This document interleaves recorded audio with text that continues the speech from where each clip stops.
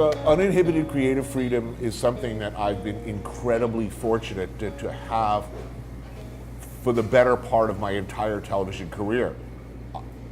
Unlike anyone else I know of in television, I've been free to do whatever I want, to make the shows I want, anywhere I want, with whom I want, in any style I want. So at first I don't know any other way, and by now I won't have it any other way. Life is good. Why settle for less? And by the same token, when you're given that much freedom and you have essentially no interference and nothing but support behind you, what you don't want to do is get lazy and bored and sloppy. To me, I'd much rather not make TV at all, or make even unsuccessful TV, than make competent television. You know, it's very easy to make a conventional travel or food show at this point. It's like shooting porn. It's the same shot sequence and the same sort of limited terminology. You know how all of the little pieces work, where you have to start and where you have to end. I detest competent, workmanlike storytelling, and I'm always very, the times that we do that, I'm very unhappy with that. I'd rather fail. So is that why no one's been able to replicate your formula? Obviously, a lot of people have tried. Look, to be perfectly honest, most of the people I met who've been in the television industry for a long time, their greatest fear is that they will not be in the television industry next year. That they'll say something or do something or make a decision that will be so unpopular that they will lose their gig and won't end up back on television again. I don't have that fear. While I admit I wouldn't particularly enjoy going back to cooking short order, I know I can. If I have to, I'm pretty sure I could keep up on an omelet station. So what have you learned from all your travels? What do you take away from this? What do you take away? Be open to experience, be willing to try new things, don't have a rigid plan, accept random acts of hospitality without judgment or fear. Don't be afraid to wander, don't be afraid to eat a bad meal. If you don't risk the bad meal, you'll never get the magical one. But I think most important, be humble, be grateful. Be aware of the fact that you are probably the stupidest person in the room. As far as you are the least prepared, least equipped person to know who's really in charge and what's really going on. What have you learned about people from around the world? What observations do you have? Are there any sweeping I think maybe before I started traveling, I thought that the human race as a whole could and would turn on itself at any moment, venal, petty, cruel, arbitrary. And it's true that all of those things exist in this world, but I meet mostly pretty nice people doing the best they can, often under very, very difficult conditions. I met a lot of very nice people who've done very, very bad things that conflict with my deeply held conceptions of justice or sexual equality or acceptable practice or religious views. A lot of gray areas in travel. But I think that on balance, the world is filled with people doing the best they can, who love their kids and, would like to, put on a clean shirt every morning and live their lives with a little dignity and have access to food and water, hope, just like everybody else. So I'm going to switch gears a little. So have you ever been fired from a job, and how did you react? No, I've been fired many times. In my cooking career, I've been fired a number of times. I was not a particularly good chef. I had a lot of problems at various points of my career with narcotics. I was very deservedly fired on a number of occasions. But I mean, if you're talking about failure,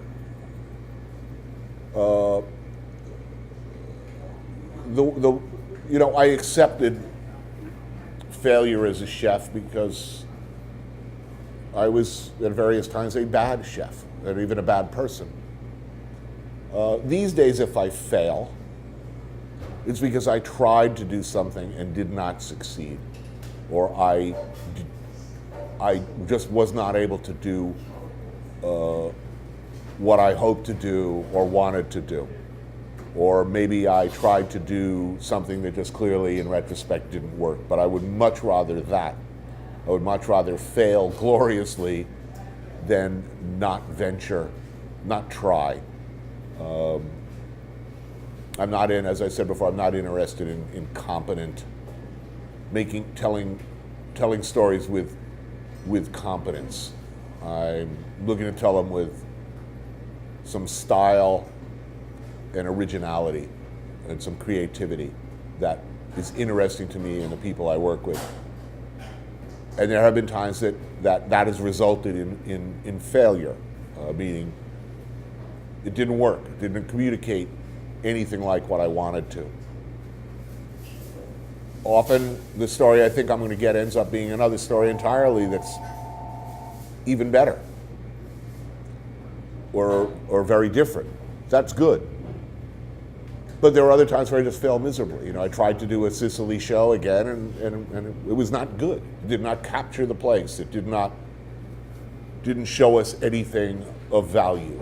It did not live up to the subtlety and beauty of its subject, including powerful women storytellers, for instance. That is something in which the show has lacked frequently. It's something that we consciously try to do better at, but it's also something that we fail at. If you see a show that's all men talking, that's not a tendency or a predilection on my part. It's a failure.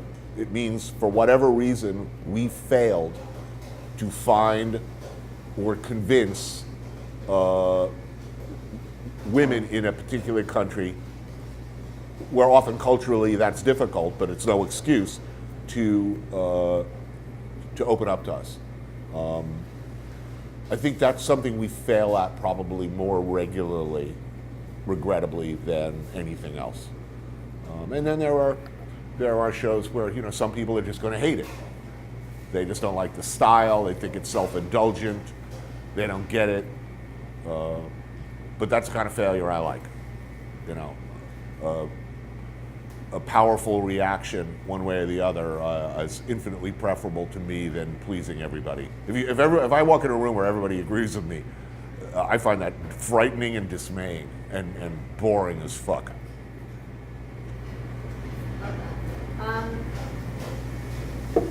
So if someone's in a dark place where they also have been fired, they're up against failure and they're looking to turn around their career, what's your advice to them?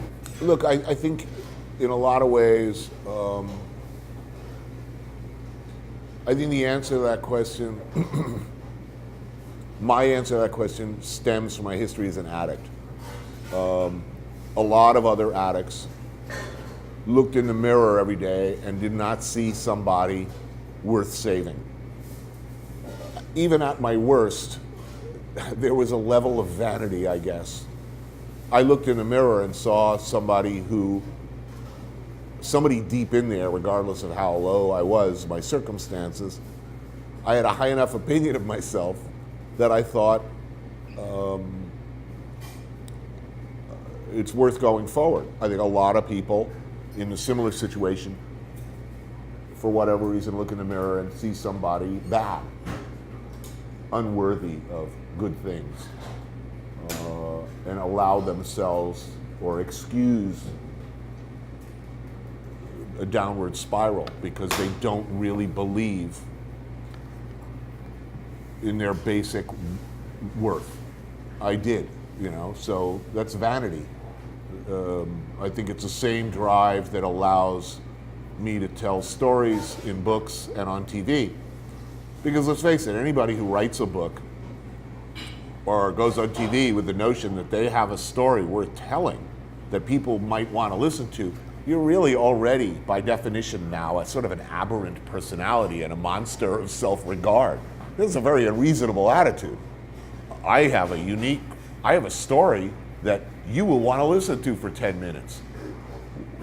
Why would any reasonable, and I might make a living doing that. Some of you might even want to pay for that story, to the point that I could make a living doing that rather than washing dishes or preparing meals. That's not normal. That takes something, and I don't know whether that's, that's often very much at odds with being a functioning, well-rounded, good person in the conventional sense. That kind of vanity, narcissism, self-regard, self-importance, and cheerful willingness to examine and share your feelings. I think Fran Lebowitz said at one point, if you're sharing your feelings, that's not sharing, that's leaking. What do you consider was your big break? Who gave it to you? And how did you feel in that moment when it came together? My big break came when a woman named Karen Rinaldi, who was an editor at Bloomsbury, USA, read an article that I had written I had two big breaks. One, I wrote a short piece intending it for a free paper in New York called the New York Press. And they intended to publish it, I was told, but they kept bumping it week after week after week. And in a moment of hubris, I listened to my mom's completely unreasonable suggestion that I send it to the New Yorker. New Yorker calls and says, we're running your story, we're buying your story. They ran it. That was a huge break for me because within 48 hours, an editor at Bloomsbury USA named Karen Rinaldi had read the article and commissioned me for the staggeringly high price of $50,000 to write a book. And when that book came out, it was immediately a bestseller, and it changed my life overnight. Overnight. I mean, I was desperately in debt, hadn't paid my rent in time ever, had owed Amex for 10 years without making a single payment, owed the IRS, hadn't even filed, was in very, very, very insecure place at age 44. And suddenly, people were offering me things and offering me opportunities.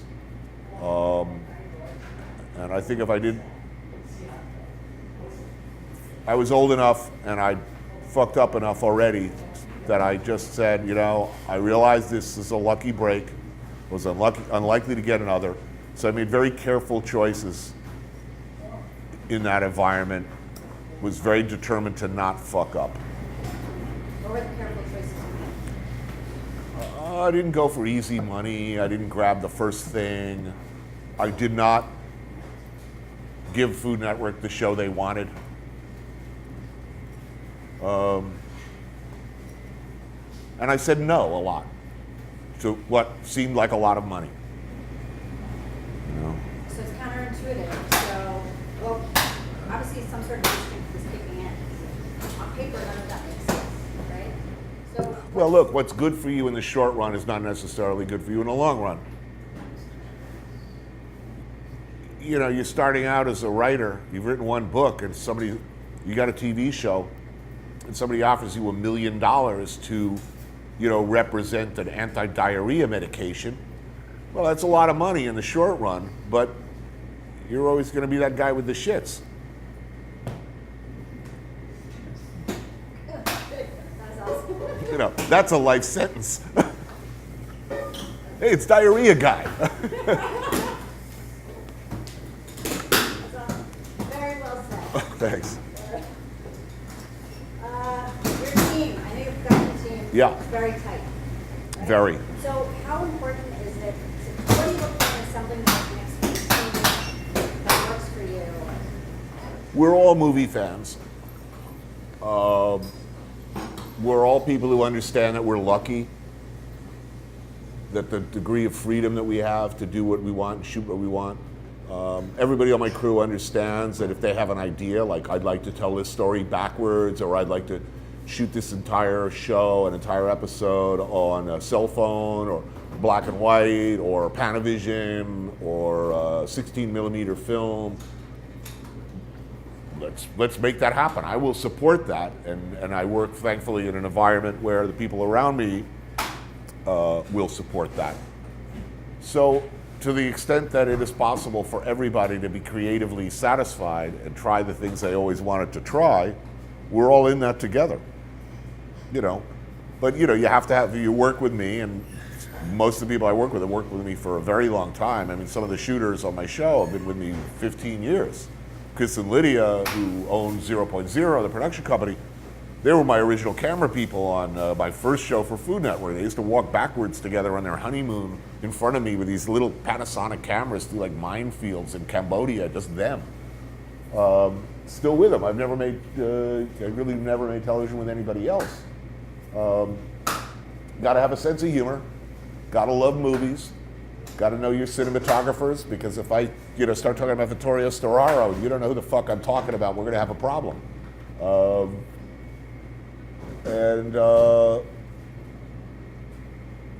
Work hard. I don't have to give a pep talk. Everybody understands that we all expect of each other to do our best work every episode.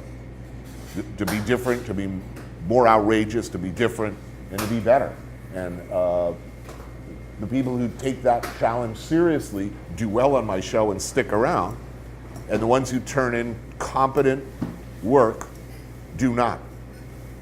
Because I abhor competent work. Have you ever fired anyone? Well, as a chef, yes, many, many times. Have I gone? I do not do the hire. I am not the person. I don't enjoy firing people, but I would not hesitate to do so. But I will go through the woman who is the executive producer of the entire series, is in charge of hiring and firing. I will not hesitate to go to her and sit down and say, Paulie, I don't want to see him no more. He needs a little ride out into the Meadowlands, this guy, or this jerk off here is not going to work out, or this one's lazy, or I just don't like them. Like, there's just something creepy about them. They're not funny. They've got some annoying personal tick, but that's okay. But if it's just pedestrian, competent playbook stuff, everybody understands that that's not what we do. And after a few of those shows, you are either reassigned or take it out to the Meadowlands. You just get the shovel. Okay, the last major question I have is, do you...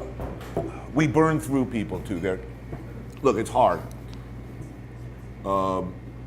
If you're on the road as much as these crews are, and working under conditions, weather conditions and law and order conditions and living conditions like they do, 12, 14, 15 hours a day, hauling equipment around, that wears on some people over time. Editors, really great, talented editors, sitting there looking at a screen of me shoving food in my face, for 6 years, under the kind of pressure we put on editors to show us something dazzling every time. People do burn out. They burn out. They very reasonably reach a point where they've had enough, and it starts to show in their work, and they might find themselves reassigned to one of our many other fine shows that the production company does. It's sort of a private joke. It's like, if you start screwing up on my show and say, you like hunting? You like camping? That's awesome. Well, now they're all going to know what that means. No, everybody knows. It's already It's like, if I come to you and say, you like camping, hunting? It's like they understand I am displeased. With food, are you a purist? Should cuisine stay how it's meant to be culturally, or early form, or do you think innovation is a good thing, whether it's using technology, gastronomy, or whatever it is? I'm admittedly, I have very contradictory impulses here. I'm old school in a lot of ways. I think you should at least know how to make a beef bourguignon correctly according to the original recipe, to the degree that anything can be authentic. You should know how to, some dishes, to me, like a cacio e pepe or traditional Italian pastas, I get really pissy if people riff on them. You put chicken in a carbonara, you lost me. It's unforgivable sin against God. But on the other hand, there are guys who came out of blues and R&B who turned out to be Jimi Hendrix. There are people who can riff on and improvise on classics and create whole new wonderful worlds. And what is authentic is mostly meaningless anyway. I mean, the tomato is not authentic Italian. I mean, it came from the New World. Chinese food is always evolving, so it's protective and instinctively hostile to new as I can be. I know too many really creative chefs, and I understand the changing world. Is it pleasurable, I guess, is the benchmark for me. If you're gonna mess with a classic, are you making something more dazzling that says, look at me and how smart I am? Or are you in some way improving it? Is it pleasurable? Is a chicken Caesar more pleasurable than a plain Caesar? I think not. I think the chicken takes away, but that's my opinion. Caesar salad, how authentic, how old school, that's not, it's a modern creation. The nacho, the Caesar salad, they're both, well, one is Mexican, the other isn't. The nacho ain't Mexican. So it's a question I wrestle with a lot on the show. By instinct, I'm old school, particularly when it comes to pasta and sushi. I don't think God wants you to put cream cheese on sushi or mayonnaise on sushi, ever.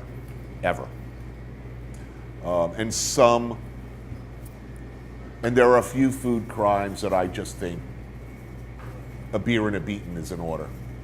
How do you juggle everything and stay organized and productive? You have a crazy schedule. Yeah. Any tips there for the different? I'm a list maker. I'm relentlessly, pathologically punctual. I think that comes from all those years as a chef and more importantly as a cook. If you showed up late as a cook, you're letting your people down in a very tangible way. Somebody else has to physically do the work, do the setup, or you lose the shift, or you get fired. As a chef, cooks who showed up late, who were disorganized, who couldn't keep a lot of stuff going on in their heads, they failed. And when they failed, we all went down with them. So I am a relentlessly, possibly even unhealthily, anal retentive,